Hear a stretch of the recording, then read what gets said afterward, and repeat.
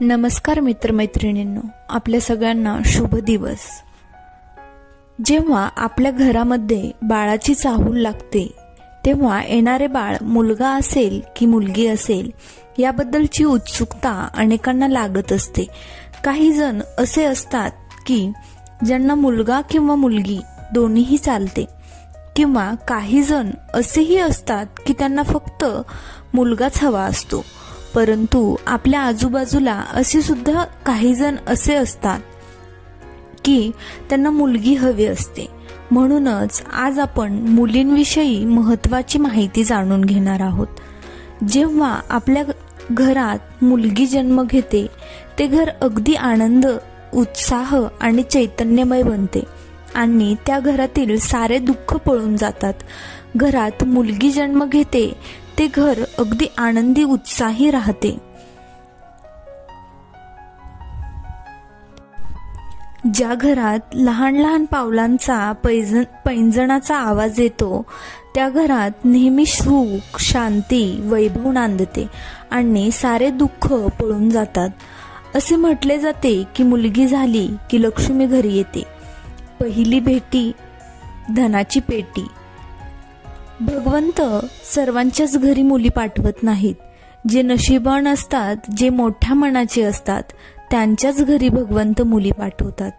ज्यांच्यात देण्याची, दान करण्याची नीती असते अशाच घरी मुली जन्म घेतात आणि त्याचमुळे त्यांना कन्यादानाचे भाग्य मिळत असते। एकदा स्वामी विवेकानंद वैष्णवी देवीच्या मंदिरात दर्शन करायला जात असताना त्यांना वाटेत एक शेतकरी दिसला। त्यांच्यासोबत दोन मुली दिसल्या। त्यातील जी लहान मुलगी होती ती खांद्यावर बसलेली होती, तर दुसरी मुलगी हात धरून ते डोंगर चढत होते। तर विवेकानंद त्या शेतकऱ्याला म्हणाले की बाबा, तुम्ही कोठे निघाले आहेत? तर त्या शेतकऱ्याने सांगितले, मी देवी आईच्या मंदिरात दर्शनासाठी जात आहे।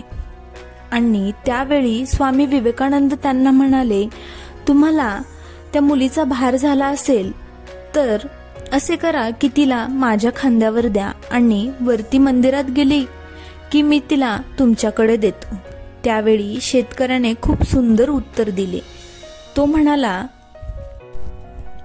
मुलगी कधीही वडिलांच्या खांद्यावर भार होत नाही, उलट वडिलांच्या खांद्यावर असते तेव्हा ती वडिलांचा भार हलका करत असते। ज्या माणसाला मुली ओझी वाटतात तो मनुष्य बाप असूच शकत नाही। एक वेळ मुलगा आपल्या आईवडिलांना दुःखात पाहू शकतो, परंतु मुलगी आपल्या आईवडिलांना कधीच नाही। आणि आईवडिलांना थोडेही दुःख झाले तर मुलीचे हृदय कासावीस होते। जोपर्यंत मुलगी घरात असते तोपर्यंत घरात बागडत असते, परंतु एकदा का ती लग्न होऊन सासरी गेली की आपण तिची वेळोवेळी आठवण करत राहतो। जोपर्यंत तिचा विवाह होत नाही तोपर्यंत वडिलांसोबत बसून ती जेवण करेल। वडील कामावरून दमून भागून आल्यावर ती त्यांना पाणी आणून देईल, त्यांची विचारपूस करेल, काही हवे नको ते पाहिल आणि वडिलांच्या चेहऱ्यावर जरा जरी चिंता दिसल्यास त्यांना कारण विचारेल। मुलगी म्हणजे वडिलांना आईसारखीच असते। ती त्यांच्या वडिलांची काळजी घेते, वेळेप्रसंगी रागावेल तर काही वेळात लाडात येऊन बोलेल। मुलीला लांब दिले असेल आणि तिला माहेरी येणे जमत नसेल तर ती आपल्या आई वडिलांच्या आठवणीने व्याकुळ होईल। अशी कोणतीच स्त्री नाही जिला आपल्या आई वडिलांची आठवण येत नाही। मुलीला सासरी जाताना वडील दाराआड राहून रडतात, म्हणून जोपर्यंत मुलगी घरात आहे तोपर्यंत आनंद साजरा करा।